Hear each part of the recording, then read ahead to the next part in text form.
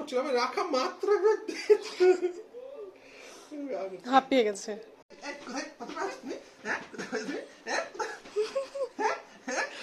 কোথায় পাচ্ছ তুমি? কি গো, কোথায় পাচ্ছ তুমি? কি করছো তুমি? নিচে